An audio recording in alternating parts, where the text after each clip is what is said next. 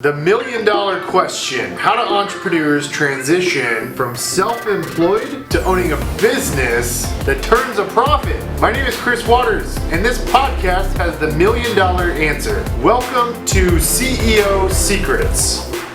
Hey guys, it's Chris Waters here with CEO Secrets. Welcome to the podcast. If you guys are logging into this now, be sure to check out our private Facebook group where we broadcast these live. I'm going to go ahead and push live now on Facebook to share this with our community of real estate agents and brokers that are scaling the team-centric model. And for those of you guys listening to this, be sure to remember we have a book we published that we're giving out for free, no charge to you, called The $1 Million Real Estate Team. If you're watching this on video, here's a picture of the book. So we're giving a copy of this book out for free for people to learn how we document our journey of scaling a real estate team in Austin, Texas, with no affiliation to any major real estate brand. And for chapter number 1 is about the 5 reasons why you shouldn't read this book. So anyways, let's go and kick it off. So today I'm super excited to have Frank Klesitz, the founder of Vyral Marketing, on the podcast today. Frank, welcome to CEO Secrets. Hi, I have so many secrets to share.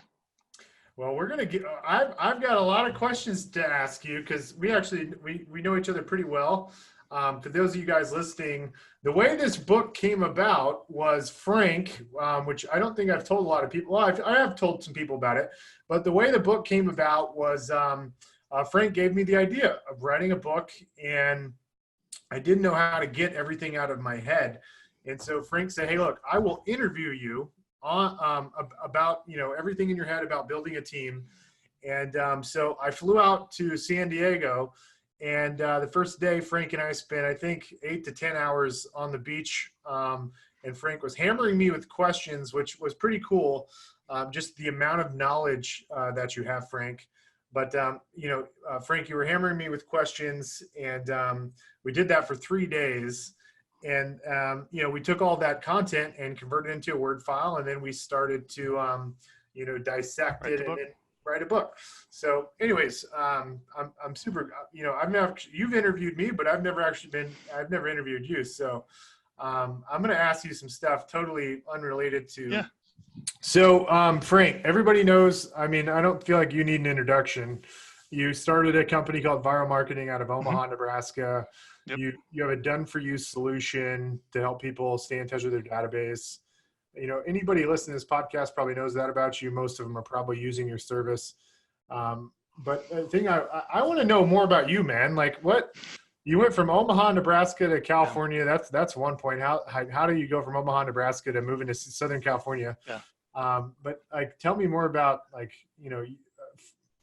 God, there's so much I know about you. It's I feel like I need to let me start with the origin story, because right now we have a firm of 60 employees, payroll approaching 200 grand a month, hundreds of clients around the country that trust us to, interview them on a webcam and do basically a really good database touch plan through video. And the origin story of kind of how this started, I think it's just kind of interesting to ask me some questions about it, but at 18, I knew I wanted to probably make some money, and I come from a very overweight family. My parents grew up on a farm, and very heavy. So I got into fitness and got really fit, and then I was like, maybe I could become a personal trainer. So at 18, I got my certification as a trainer and started working. And I showed up at a gym at a health club, and 18 years old, saying I wanted to train people, and they're like, they're not allowed to ask you your age, right? But they didn't. But they kind of picked up I was in high school, but they hired me already. And I was like, I'm 18. They're like, oh my God. Well, I'm like, whatever. Hey, but the point was, let me ask you a question about that. So were you pretty overweight growing up before you got into fitness? Oh yeah. Yeah. Weight has always been an issue in my life. It's just, just habits. What's the heaviest you've ever weighed? Oh, probably 315. I like to kind of try to stay around 290. If I'm in good shape, I probably get down to 240. Wow. In my early 20s, I was probably 225. Wow, it's just from 315 to 220. That's a pretty dramatic drop. Yeah, well, dude, And so your parents were farmers. What kind of farmers were they? My mom grew up on a farm in Remsen, Iowa, with about 11 brothers and sisters. Wow. So you take a lot of those habits from the farm, and they all become college educated, but continue the farming habits of how you eat and what you eat. Yeah. Like I remember, was it like toaster strudels in the morning and pouring sugar on your cereal, and dinner was a plate of pasta. Like, I was raised in the 80s and 90s, Yep. So I have a lot of those Did ingrained you habits I still deal with. were you involved in? So you got into fitness, but like, were you also involved in sports, or did you just get No, into I doing? hated all of it. I did not like sports. I played football. I didn't like any of it. I just wanted to Why? go off and make money. Why didn't you like sports? I was too independent. I just wanted to go off and just do my own thing by myself. I think I was turning into more. I'm an introvert at heart. I could be extroverted, What kind but of I'm what if I went to your high school 20-year reunion? I'd imagine yeah that's coming up for you, right? yeah. And It's true. what would these students what would the student population say about you? They're not surprised, Yeah. because throughout all of high school, like I was the first one burning CDs and selling them off Napster. I raised money. Wow, nice. I raised money. I got friends to invest in a hot stock. I thought was the case. I was running around trying to like create a business. That's all I was doing when I was in high school. So serial So entrepreneur. yeah, so I kind of wanted to figure out how to make money. What do you Because feel? What do you feel like was one of the biggest challenges of your upbringing besides weight? Like just maybe like mentally. upbringing, Yeah. nothing much. I mean, probably a big thing that people would think of was my father passed when I was 16, so I just had my mother. Yeah. But I was raised in a way of my mother being so strong, it hasn't really affected me. I think one of the things I do have is this kind of underlying awareness that we're all going to die Mm-hmm. at any time. You mind if I ask what happened to your dad? My God, what was the story? My father, from what I understand, he was jet skiing and he went to pull up to get gas, and a lot of the kids were stealing gas from the dock where you got gas. Yeah. And the station owner came out and shot my dad, I believe, with a shotgun. And he was in the hospital for like 8 months. I think he was like a football pro. I don't really know the full story. I think he was like a football pro. He was like going to be on a scholarship, and then he ended up in the hospital. He ended up getting repaired and saved his life. However, back then you couldn't test for hepatitis C. So he found out in 92 when you can test for that hepatitis C, and eventually he just internally bled and died from hepatitis C when I was 16 that he got from the blood transfusion. So hang on. So your dad was on a jet ski filling it up with gas. There were kids. Probably like in the 60s or something like that, Yeah. I think. And then you just go up and get the gas. You don't put a credit card in. So your dad. So this was your dad. This accident to your dad happened Before I was born. Before you were born. Yeah. Yep. And then the hepatitis C is what ended up. They didn't know that until I was 7. Yeah. That they found out my dad had that, and there was no cure for it at the time. There is now. How do you have any And other there wasn't. siblings? One sister, she's in medical school at NYU. How old is she? 7 years younger than me, so 27. Man, that must have been brutal. For Not you so and much. your mom, for you and No, your sister. my mom was really strong. I was raised really well. My mom was really strong. I got to tell you, it hasn't negatively affected me. If anything, it's been just a general healthy awareness of life Mortality. is short. Yeah. Yeah, What, but in a positive way. Who's is it your mom or your dad that's more the entrepreneurial spirit, or did you just get lucky Neither. with the DNA? Neither. Yeah. Entrepreneurial does what my parents gave me is what I hope to give my parents or my kids. Was you always have a home, you always have food, you always have a place to go. You can do whatever you want. I don't care, do whatever you want in your life, but I'm going to give you this like level of stability and safety so you can go out and take some risk. Yeah. That's what I got. So, that was where it came down to be a trainer. Is like, I think I'm going to go get some training clients at 18. I'm going to take some risk. So wait, your dad dying. Those would you say those are the two major? Life Yeah, those are events before probably you're 18? the two things I kind of dealt with, was just kind of building some decent habits and father passing. But I don't have a big, terrible story. I don't overcome a lot. I haven't had a lot of challenges. Like I'm a tall white guy, so everything that I've gotten, there's that general bias of like I had a good upbringing, I had good schools from Midwest, I come from a good family, I wasn't worried about food, I didn't have a lot of issues, I wasn't abused. I have a lot of those ingrained benefits, and I'm very aware of those, that I've had that wind at my sails throughout where I am now, whereas most people don't. I'm very aware of that. That's pretty cool. Yeah. So when you the transition from Omaha, Nebraska to Southern California. Yeah. Like, did you know somebody out there? Like, Nope. what sparked you moving out to, I mean, did you No, see man. something on TV? Nope. Like, you just uprooted. I mean, like Yep. you had a business already running in Yep. Omaha, Nebraska, Yep. and you just left everything. And I you left everything. So I knew I wanted to build a business. So when I sat down with my business partner, John, I said, John, here's the deal. It's me and you. I'm going to go get them. You service them. That's what we're going to do.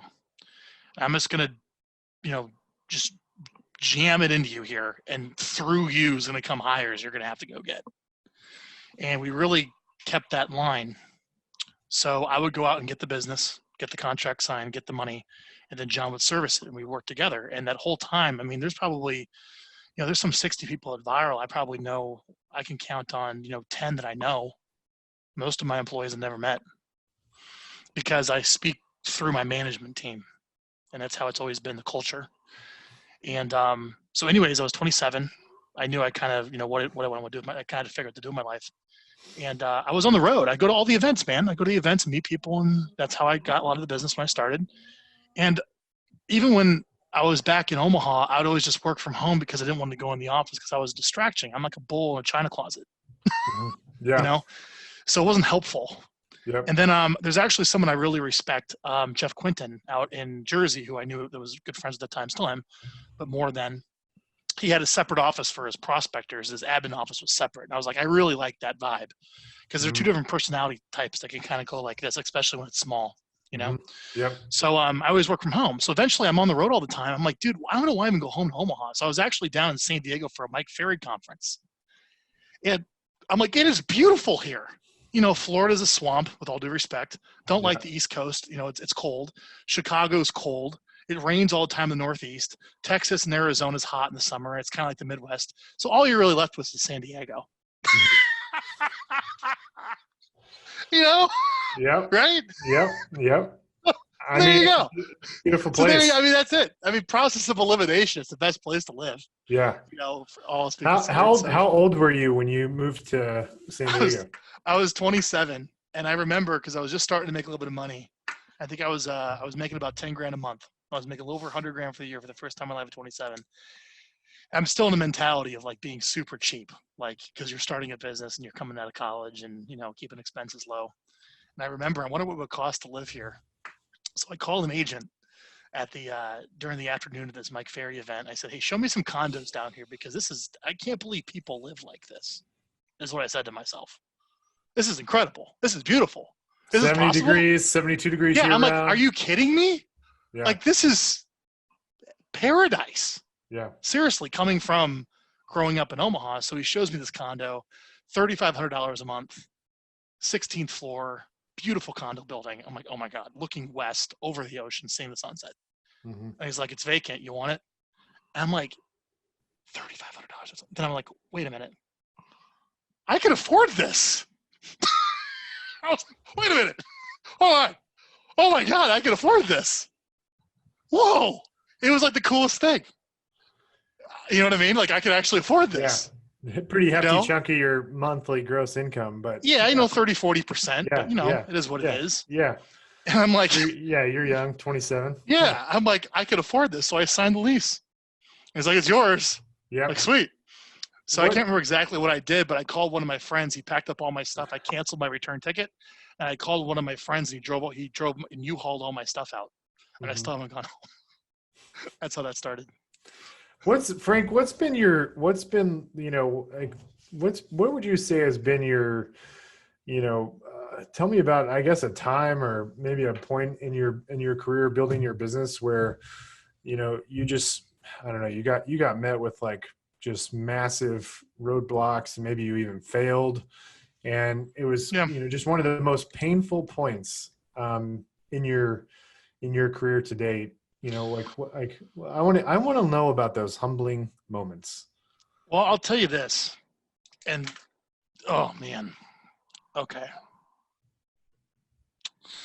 I don't know what I make of this, but it was a very defining moment. I went to Tony Robbins in 2015, and I'm like, all right, I really got to step up as a leader. I really got to step up and grow. I want to lead our company. I want, I basically personally view business as a very spiritual pursuit.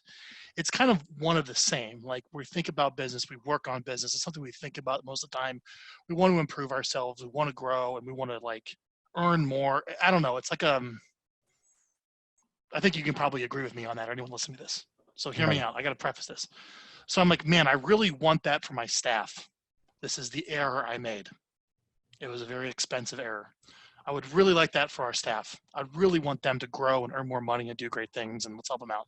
So I'm like, let's make a big statement. Frank's going to come back. We're going to help grow and everything. So I think I spent about $25,000 of my own money to fly, 10 of our employees down to go see Tony Robbins' Date with Destiny. And I took the whole week off, and I paid for their tickets. I paid for their fights. I paid for their moves. I bought everything, Chris, right? Wow. To my top people. To make a statement, like I really care, like I want to do this. And then at the breaks, I would go meet with them one-on-one. I'd work on their goal sheets and their 4-on-1s. I would do all the things that you think would make like a great leader. Follow me? Yep. Like making a statement, right? And then I would come back, I would say, I had this plan, I had this plan, I had this plan. And then I would outline, here's what you have to do, here's what you have to do. Well, the reality is, I don't know what the issue was, but maybe it's more coaching and hand-holding, or I don't know. It was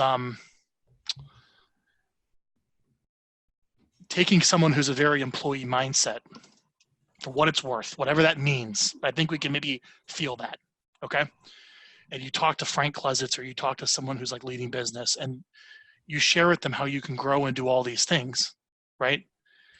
Well, when those things don't transpire, I took the blame for all of it. Frank, you didn't live up to this. This doesn't happen. This didn't happen. This didn't happen. The office became negative. We were promised all these things. They didn't come through. Now whether that was from a leadership standpoint or whether it was a disaster because none of it worked out. And then it affected the office. I think we had to fire half of our company because I took everyone down to Tony Robbins and I put all these plans in place for everyone, and the plans didn't go exactly as planned, and it didn't turn up exactly. So maybe because I couldn't invest and help, but here's the deal. It got negative and then it spread. And I believe we had to lay off, and we literally made a list. Who's staying, who's going, who's positive, who's negative. We had to lay people off and rehire everything. We lost a bunch of clients because the coaches had to turn over that we worked with. But one of the worst decisions I ever made in my life was taking our company down to Tony Robbins and investing all that time. Whether it was employees or I don't know what the issue was, but that was a shock to me. Let me see if maybe this is why it happened. So I feel like anytime I put a plan in place for people and, I tried to devise a goal for people without actually collaborating with them and like getting them to come up with the idea. Yeah. It's never worked out. Yeah. And I learned that was a hard lesson for me. So perhaps it's not about sending them to Tony Robbins. No. Perhaps it's about, if you're a business owner, you've got to find people that want goals in alignment with the goals of the business. And you're not going to be able to push your goals on somebody else, especially in a leadership. Yeah. So I was approaching business as kind of a life's work attitude. Whereas most people just like kind of want to go to work and go home. Nothing wrong with that. Right. But I thought that's the whole world. I had the wrong worldview. So it really allowed me to shift where it's like, okay, let's change this. If anybody wants those things, they can come to me. I'm not going to force it on them. Right. Mm-hmm. And instead, what I'm going to do is I'm going to focus on a very secure, a very stable, a very predictable, a very routine, a very safe, secure, know exactly what's expected of you, doesn't change much, certain job. And then also where it's just a job that you do and you do well and you go home. When I made that shift, my whole life got better. People stuck around, people were happy. I got positive Glassdoor reviews. I gave our employees the option. We can work on your goals. We can work on getting you raises. Or we can just have a 4-day work week and take Wednesdays off. Which would you prefer? And they chose, I'd rather just take Wednesdays off. So at Vyral, we have a 4-day work week. where we only work 4 days a week. But I pay them for 40. Right. Interesting, huh? Yeah, that's good. That was a big shift for me, because I was pursuing business as a spiritual journey. It's a very American thing. You know, it's in most countries, it's not like that. It's like you just go do your job and go home. But for most people, they just want a steady job and go home and not think about it. Which is fine. There's nothing wrong with that. It's just so different than us. You know what I mean?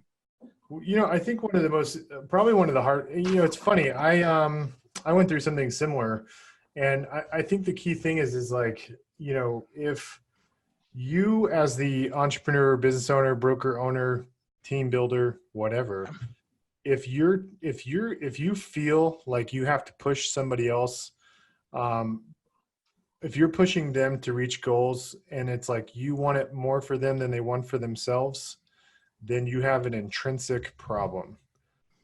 If you as a business owner want them to accomplish the goal for themselves more than they want to, you know what I'm saying? Yeah. So I think that's a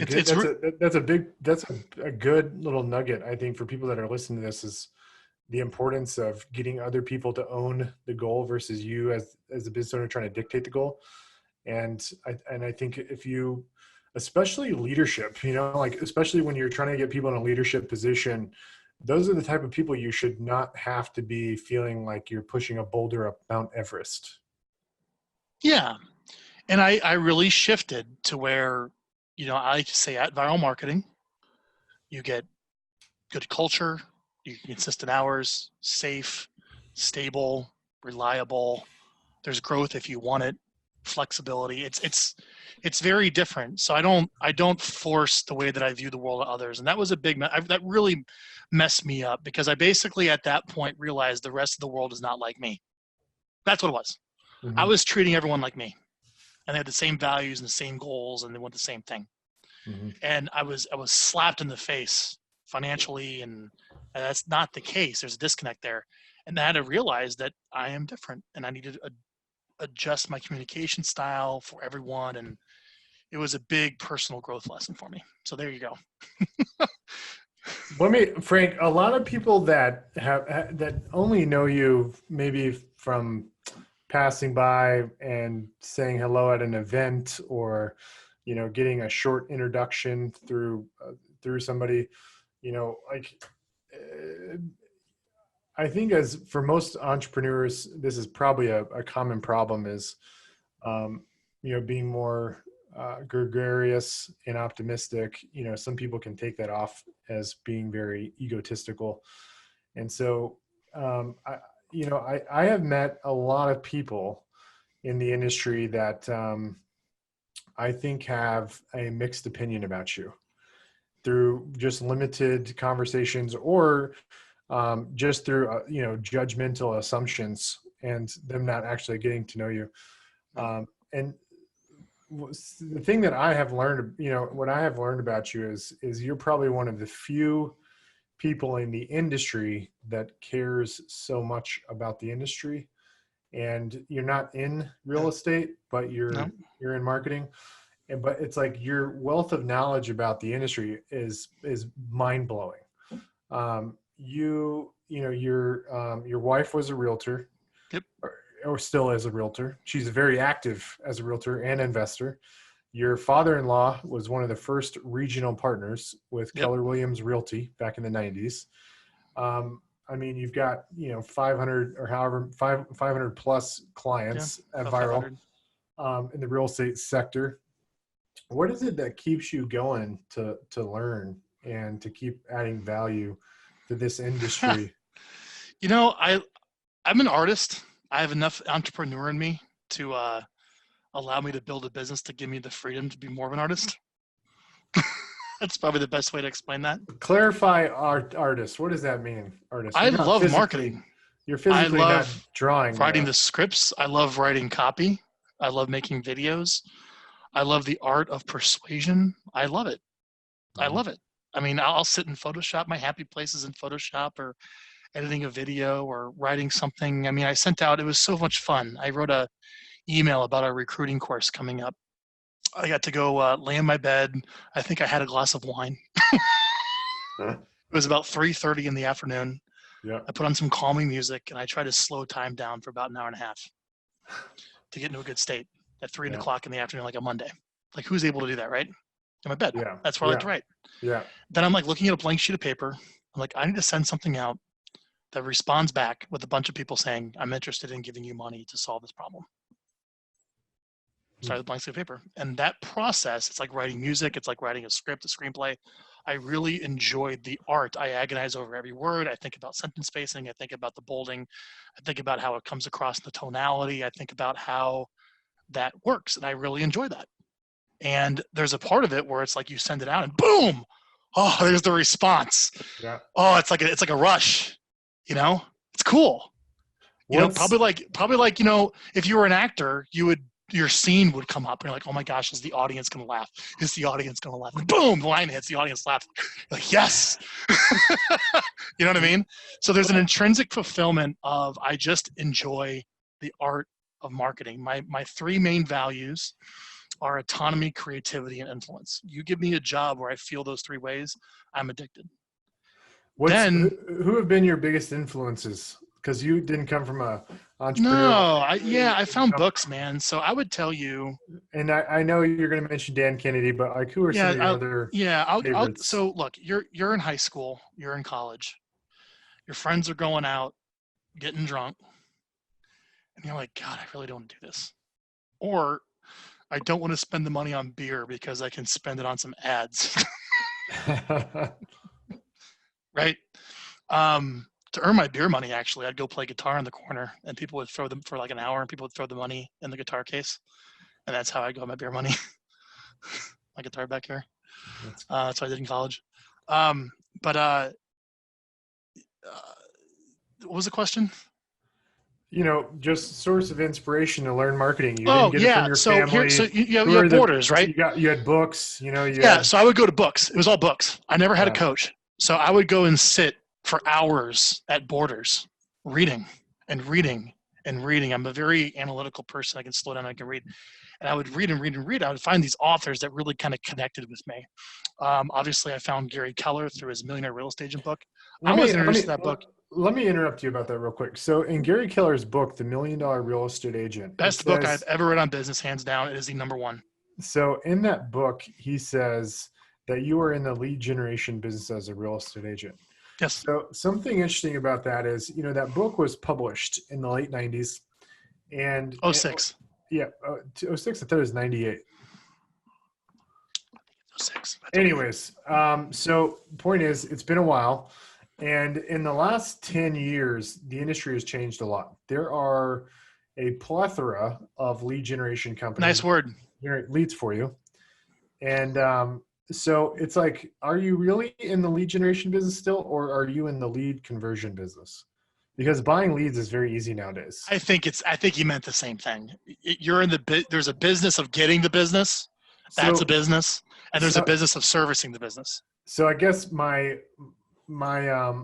point is like, you know, for real estate agents, should they be going out there and learning how to be a marketer, or should they learn how to be a salesperson? Because those are two independent things nowadays. Okay. I have thoughts on this. I have thoughts, Chris. Fire away. Are you ready? Okay. You become a great marketer only once you become a great salesperson. The best marketers come through sales, hands down. The marketing is the art of persuasion with media, or copywriting is persuasion in print. The only reason I can write so well is because I have sat belly to belly with so many prospects for thousands of hours. I know the needs and the wants, and I can speak to somebody. So here's the order of operations. Are you ready? First, you go knock on doors, and you need to go sell face to face, because you have 100% feedback, so you can adjust the message by someone's verbal and nonverbal communication. I got to interrupt you right there. So the thing is like in real estate now, There are so many marketing agencies that specialize in very specific categories to generate leads. So when you hire these companies, they've already dialed in the messaging. They've already heard the customer feedback. Like why not just buy the leads and the messaging works because they've tested it, and you just focus on mastering the sales skills. And then, Well, that's what I'm getting. It's mastering the sales skills. You have to start face to face. yeah. Then you take them to the telephone. Now you have less feedback. Then you take them to maybe a small group workshop. All right. And then the holy grail is being able to sell at scale through media.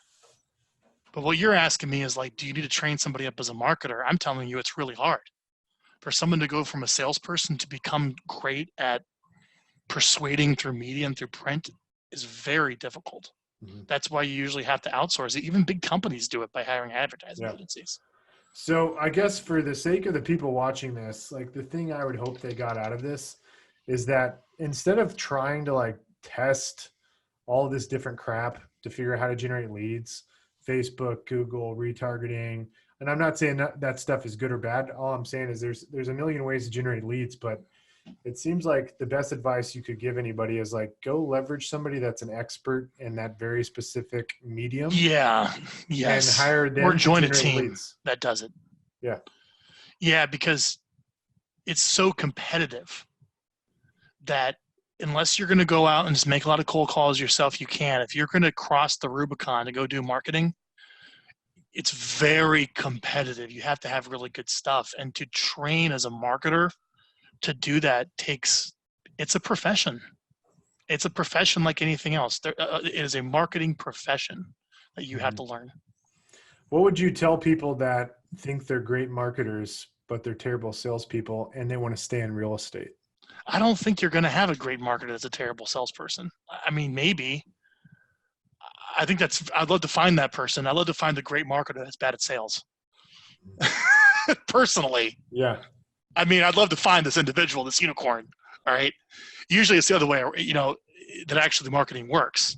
Because at the end of the day, someone has to write the video script. Somebody has to write the email copy. Someone actually has to write the content. And they have to be able to write to persuade that person has come through sales.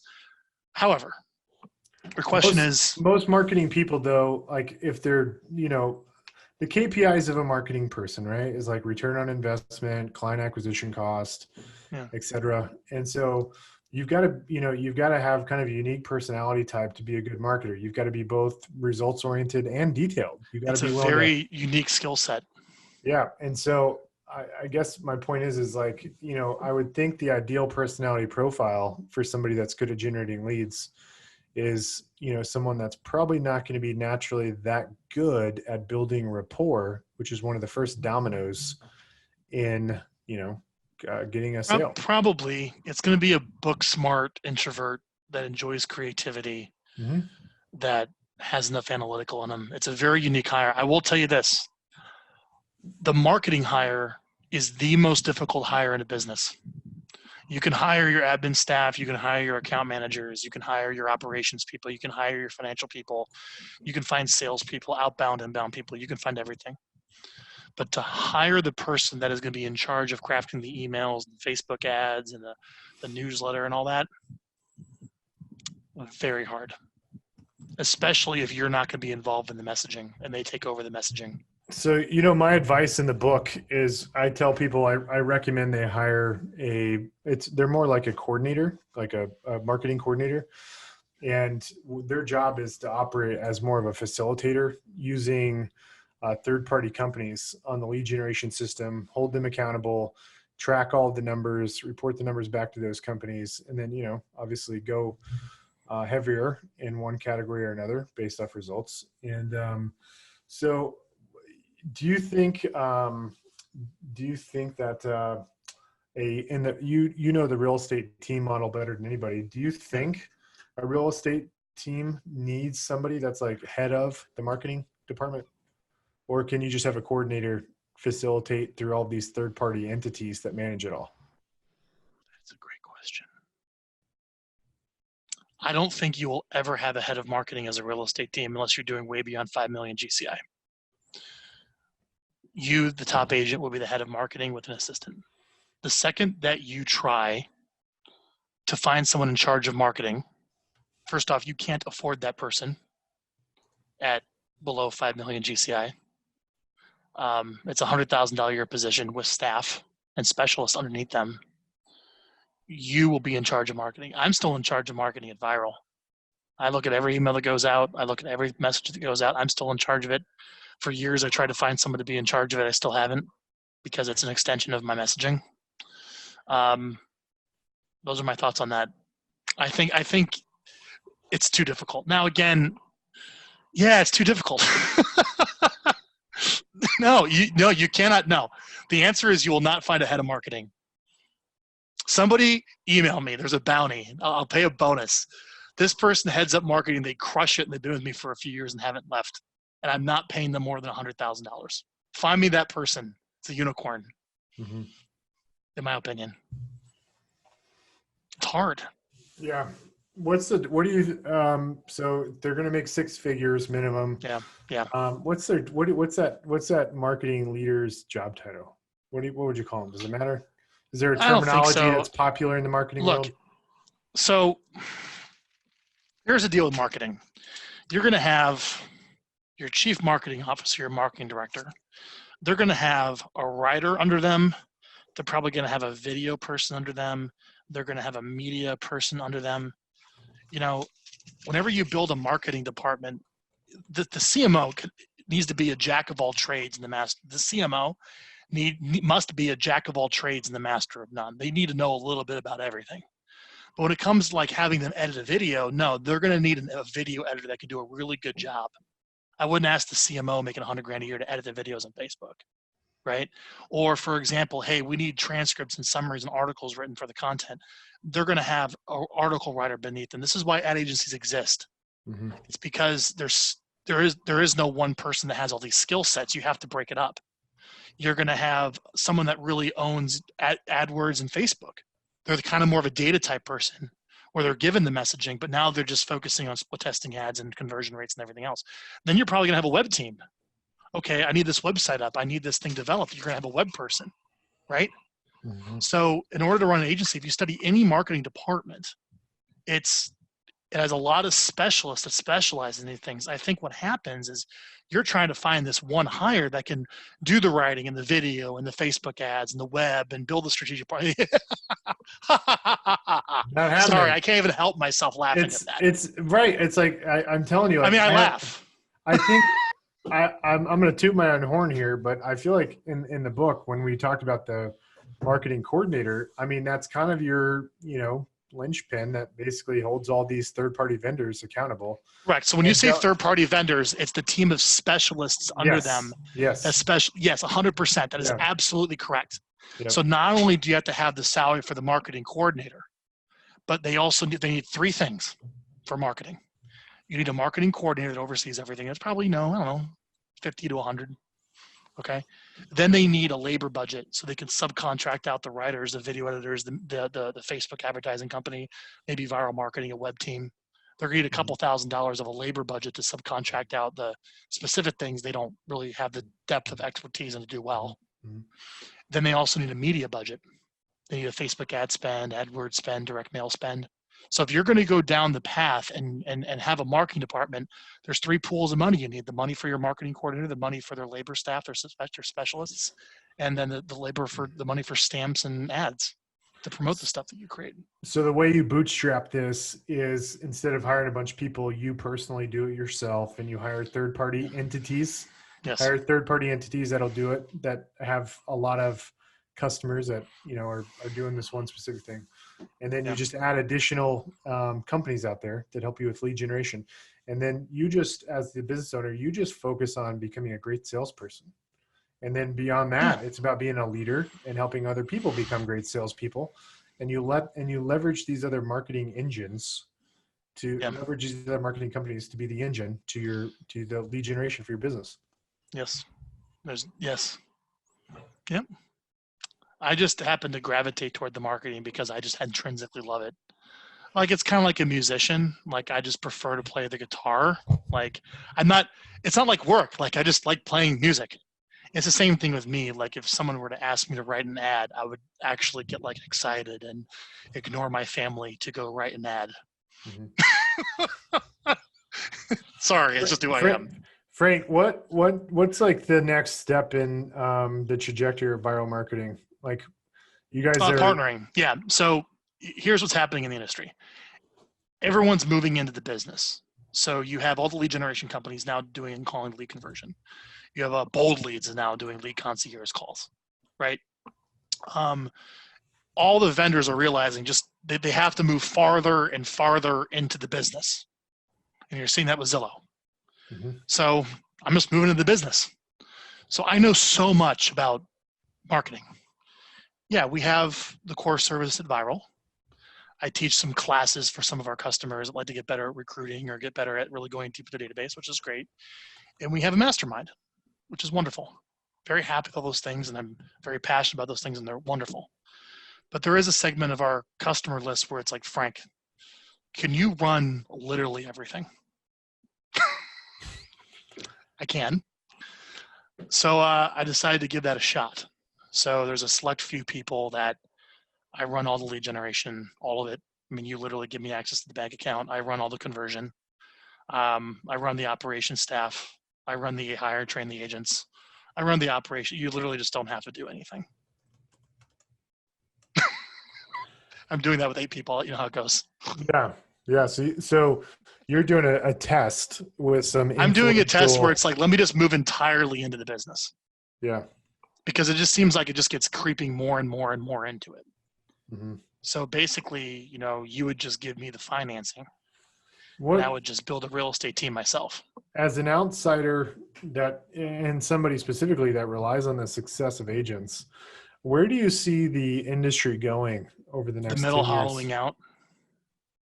We're already seeing this a lot. I mean, you're going to have a bottom, which will be, a couple deals a year where it's like friends and family going to hire you regardless, no matter how much advertising the big boys spend.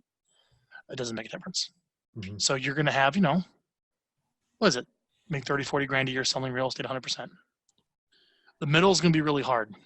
Really, really, really hard. And then you'll have the guys like you that built the teams that can get the Zillow contracts, that can do the strategic partnerships with builders, that can buy up all the morning media talent on the radio. These durable competitive advantages and barriers to entry that other people can't get, that provides you a steady stream of leads. You're also going to have the systems and you're going to have the capital to invest in the sustained. You can spend, the entire commission to get the first customer mm-hmm. because you can afford it to make it up on referrals in the back end. Yeah. So just the sheer middle is going to be pushed out by the economics of the bigger teams. Define the middle. What's their transaction count? Oh, I don't know. Somewhere between 25 to 50 deals is going to be really hard. In my opinion. Yeah. I just think it's hard, man. I was talking to a guy yesterday out in Raleigh. Yeah, Raleigh. For 3 years, he's been basically doing all cold calls for all of his business. And he did like 9 his first year, 15 his last year to 25 deals. I mean, straight, literally all from cold calling. Mm-hmm. This year, nothing. He literally hasn't had like any business. He's been doing the same thing, same cold calls. But Open Door OfferPad, all these institutional buyers came into the market. Mm-hmm. And they just, I don't want to use you. I'm just going to sell to them. You sound like a hassle. Mm-hmm. Got it? Yeah. That should scare the crap out of everybody. Yep. We felt it in Austin when Open Door launched in Austin. Our team took a pretty big hit, and we had to retool our messaging in the iBuyer program, and then we ultimately, unfortunately, we were able to partner with Zillow Offers, and so it's fascinating how fast the industry is changing right now. Yeah. Like in the last 12 months, like it's changed so much, and like God, next year Well, I'll tell you what's going to happen in the industry. The profit is in the relationship, meaning the ones who will succeed will have to really run their business as a consulting firm and less as a real estate agency, because people are just going to want to work with you because they like you and they trust you and you're going to guide them and they'll pay the premium for it. They don't care. Mm-hmm. Like how every professional service is run. Real estate was able to get by on, I could be very transaction oriented necessarily, buying lots of leads, and that'll be around for the big teams because they can afford the economics of that. But for anyone who wants to actually get these listings in very competitive environments, maybe there's like 4 or 5 people going to listing presentations, the seller's just going to choose, I like you. I want to work with you for whatever reason it is. So that's really how you sell consulting. So the more seminars and workshops and past clients and sphere and videos and position yourself as the expert, kind of how any other professional firm would market themselves, is how you'll compete long-term in the age of disruption. I mean, there's still travel agencies out there. Yeah. Frank, we're approaching right at an hour, and I know you've got another meeting, so I want to I'd like to ask one last thing, and more specifically for people that are interested in working with you. I feel like I have this like unique viewpoint because like I've got to know you, and I know what else you're doing beyond the email database. Stuff with Vyral, like that's all people see on the surface is Vyral Marketing. But like, how could people like connect with you more so they get access to knowing about all these really cool things you're working on the back end? I know. Where does it all start? Where does it all start? Because I'm obviously it all starts with becoming a client and being engaged. Yeah. I mean, so let me articulate this, my assumption as an outsider. So I joined Vyral Marketing. Yeah. I maybe sign up for a Vyral Marketing mastermind. Yeah. So what I would do is, if you really want to kind of get into my world and work with me in some way, you start as a Vyral Marketing client and do the program. That's what it's all about. It's about communicating, creating videos, loving content, doing a good job, right? Then I teach some courses that are pegged at the same cost of what you pay for coaching for $1,000 a month, but it's pretty cool. Like I have a recruiting class coming up, and it's where you work with me in a small group live on Zoom. I can work with like 40 clients do that. It's been really cool. I really enjoy that model. Then we have our mastermind club. Anyone's able to get a ticket. They're sold to break even, and we have 4 mastermind events next year here in San Diego. Come spend some time with me that way. And then down the road, I don't know, man, but I just have a lot of people where it says, Frank, you just literally do everything. I mean, everything. I'm like, well,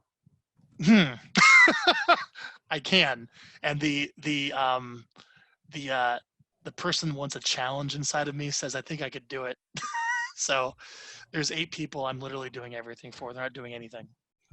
I'm hiring the agents, training the agents, going on the appointments, closing the contracts, arranging the money, generating the leads, ASA team. And it's all been built in 3 months. So they know what I'm doing. But you also have some other things people can get access to like sooner than that kind of stuff. Like for example, just give me a call. Your recruiting course. Yeah, I got my recruiting course, but also I'm available, man. Like you can email me and I hop on the phone all the time with people. What's really, look, I don't have investors breathing down my neck. I don't have earnings targets I have to hit. I'm not publicly traded. I'm fine. I don't need any more money. I don't really necessarily even want to grow things that much. I'm not an entrepreneur. I want to go do marketing. I want to go work on people's businesses. So if you present me with a marketing problem, out of sheer joy, I want to work on it. I don't even care if I'm paid. Follow me? So that's kind of who I am. So when somebody writes me, for example, I got 2 very thoughtful emails from people on my email list. Frank, you don't know who I am. I'm looking for some help. Maybe you can help me. And they wrote me a very thoughtful email. On Sunday night, after the kids were in bed, I called the guy on the East Coast. I think it was like 9 p.m. or 10 p.m. his time. And we talked on the phone for an hour and a half. It wasn't even a customer. But he wrote me a thoughtful email. I actually thought I would just enjoy the conversation. So I called him as my wife wants to go out. It's a constant challenge. It's a good thing your wife is in real estate. I know. It's good. We have something to talk about. Frank, look, I can't thank you enough for being on CEO Secrets. I learned a lot about you. I didn't know about your dad, and I didn't know your sister. She's obviously she's going to be an anesthesiologist. She got an NYU. It's pretty awesome, and I appreciate you confirming what we wrote in the book about the marketing coordinator. And I hope the biggest thing people take away from this, if there's a secret in here for the entrepreneurs listening, is you should never feel like you're pushing somebody beyond what they want.